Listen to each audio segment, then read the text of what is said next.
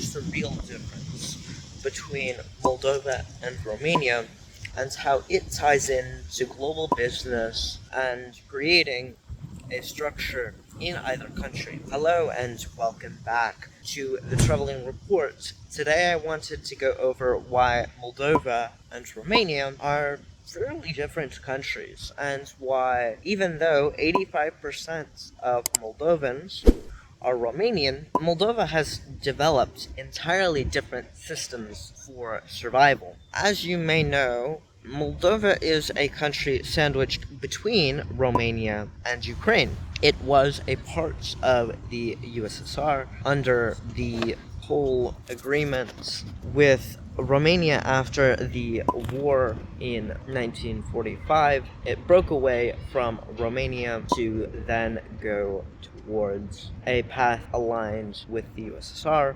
as the USSR did not trust Romania, and additionally they had fought over this land prior, and it was something that they perceived as theirs already, as I'm sure if you're watching current geopolitics, the statements that the USSR believed in were that every area where Russian soldiers went was Russian land. Every place where Russian boots were on the ground, that was Russian land. And this is also mirroring what we're seeing today. And it's truly shaped Moldova to be a very different country to Romania, as during the periods of Soviet occupation, you have a little bit less of a outside world view. Now, Romania was very interesting in its communist era, as during that period, Ceaușescu was not a name that was very popular. And additionally, Ceaușescu kind of destroyed Romania in entirety. So after the fall of the Kingdom of Romania in 1945, Ceaușescu goes into power, and in 1991, Moldova and Romania are both independent. However, the thing is, with Romania, there was no Russian influence, as Ceaușescu was notoriously paranoid towards Stalin and towards the USSR. However, because Moldova was a part of the USSR, it became a quagmire of Russian influence, and especially in the region where a lot of the places just didn't care about Russian influence. You know, Ukraine in 1991 was influenced by the Russians. Belarus, the only places that weren't were the Baltics, because they had connection with the Germans. But Moldova didn't really mind the Russian influence, as that's all they knew for that 50-year interwar period. And so this created sort of an interesting dynamic where Moldovans were more pro-Russia than Romanians were, albeit there is growing sentiments actually in Romania of pro-Russia narratives, and I'll talk more about that when I go to Romania. But in the whole ordeal of Russian influence into Moldova, the country grew into a sort of an interesting neutrality, where of course you have Transnistria, which is Tiraspol, also known as Pridnestrovia, where essentially there is a breakaway state. People are a little bit more closed off. They're a little bit more religious and a little bit more conservative, albeit all of Moldova is religious, all of Moldova is conservative. So it's not inherently something that is unique to Tiraspol, but that war really cemented Moldova's neutrality, as during the war, Russia supported Tiraspol. Russia supported Pridnestrovia, or what is Transnistria. And so it's with this that additionally another autonomous region was created called Gagauzia.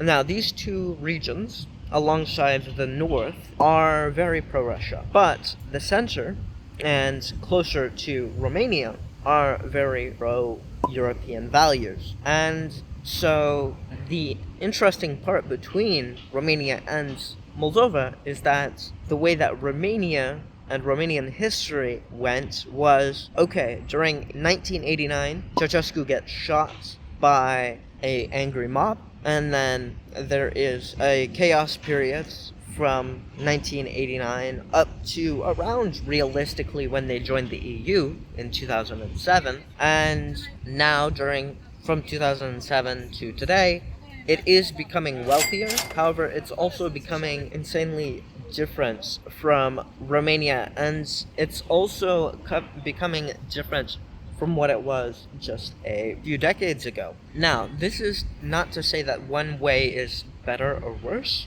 but in a lot of ways, Moldova is still like Romania was just a few decades back. And I've spoken with some Romanians about this particular topic, and they've stated that Moldova feels like, Romania in the 90s. And that's not inherently a bad thing, it's not inherently a good thing, it is just what people feel. And so I think that the main difference in these topics is the fact that in Romania, there's a lot more development of infrastructure, there's a lot more development of especially internet infrastructure. But additionally, you have more than internet infrastructure, you have EU funding and so forth.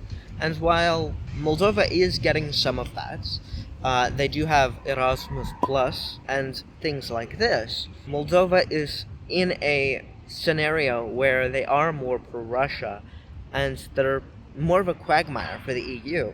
And the EU is very hesitant towards Moldova and towards the future of Moldova, similar to how they're more skeptical of Ukraine and the future of Ukraine, or Georgia and the future of Georgia. So it's with this that those are the main differences. And as I will show you, and I'll link down below the videos in Romania, Romania has a very different outlook on their future. And actually, it's less positive than what the Moldovans keep.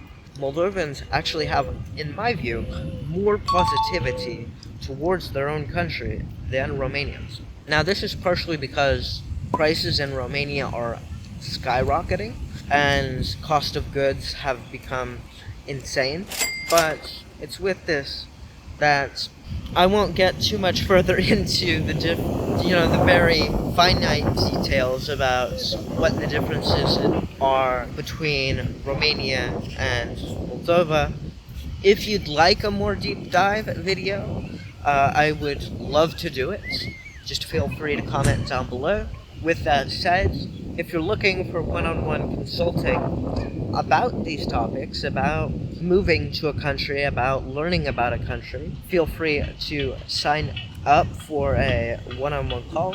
15 minutes, absolutely free. And with that said, if you liked the video, feel free to like it. If you really liked the video, feel free to share it. And if you want to join me on this journey, feel free to subscribe. This has been the Traveling Report, and I'm off.